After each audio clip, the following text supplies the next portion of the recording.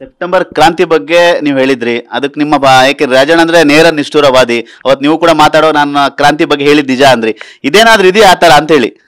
ಈಗ ಸೆಪ್ಟೆಂಬರ್ ತಿಂಗಳಲ್ಲಿ, ಈಗ ಸೆಪ್ಟೆಂಬರ್ ಈಗ ಬಂತಲ್ಲ ಸರ್, ಇದು ಜುಲೈ, ಇದು ಆಗಸ್ಟ್ ಸೆಪ್ಟೆಂಬರ್ ಅಂದರೆ ರಾಜಕಾರಣದಲ್ಲಿ ಒಂದು ಸೆಕೆಂಡ್ಗೆ ಏನು ಬೇಕಾದ್ರೂ ಆಗ್ಬೋದು.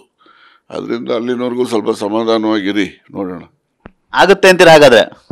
ನಾನು ಆಗಲ್ಲ ಅಂತ ಹೇಳಿಲ್ಲ, ಆಗುತ್ತೆ ಅಂತಲೂ ಹೇಳಿಲ್ಲ. ಏನಾದರೂ ಒಂದು ಸೆಪ್ಟೆಂಬರ್ನಲ್ಲಿ ಕ್ರಾಂತಿ ಅಂತ ಹೇಳಿದ್ದೀನಲ್ಲ, ಎರಡೂ ಇದೆ, ಆಗೋದು ಇದೆ, ಆಗದೆ ಇರೋದು ಇದೆ. ಈಗ ಖರ್ಗೆ ಅವರೇನೋ ರಾಜ್ಯಕ್ಕೆ ಬಂದರೆ ಸ್ವಾಗತ ಇದೆಯಾ ಸರ್?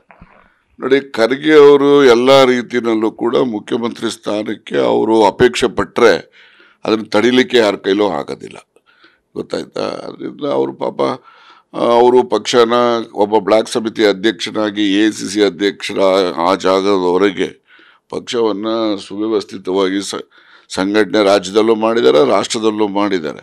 ಹಾಗಾಗಿ ಅವರು ಒಂದು ಅಸಹಾಯಕ ಸಮುದಾಯದವರು ಮತ್ತು ಯಾರಿಗೆ ಧ್ವನಿ ಇಲ್ಲತಕ್ಕಂಥ ಸಮುದಾಯದ ಜನರಿಗೆ ಅವರು ನ್ಯಾಯವನ್ನು ದೊರಕಿಸ್ಕೊಡ್ತಕ್ಕಂಥ ರೀತಿಯಲ್ಲಿ ಹೋರಾಟ ಮಾಡಿರ್ತಕ್ಕಂಥವ್ರು. ಅವ್ರನ್ನ ಮಾತಾಡಿದ್ರು ದಲಿತ ಮುಖ್ಯಮಂತ್ರಿ, ಅವ್ರನ್ನ ಯಾಕೆ ದಲಿತರಿಗೆ ಸೀಮಿತಗೊಳಿಸ್ತೀರಿ? ಅವರು ಅವೆಲ್ಲವನ್ನು ಬಿಟ್ಟು ಬೆಳೆದಿರ್ತಕ್ಕಂಥ ಒಂದು ಮಹಾನ್ ವ್ಯಕ್ತಿತ್ವ ಅವ್ರದ್ದು.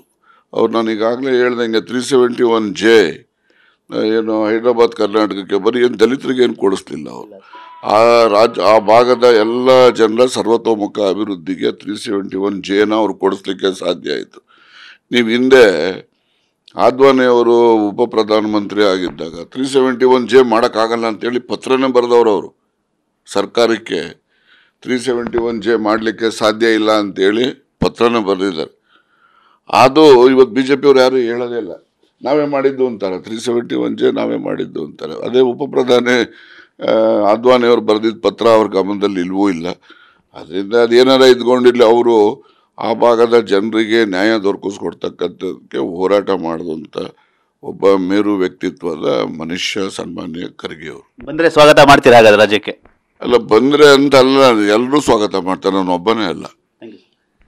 ಇದಿಷ್ಟು ಕಾಂಗ್ರೆಸ್ನ ಹಿರಿಯ ಸಚಿವರಂತ KN ರಾಜಣ್ಣ ಅವರ ಮಾತು. ಕ್ಯಾಮರಾ ಮಂಜು ಜೊತೆ ಸುನಿಲ್, TV9 ಬೆಂಗಳೂರು.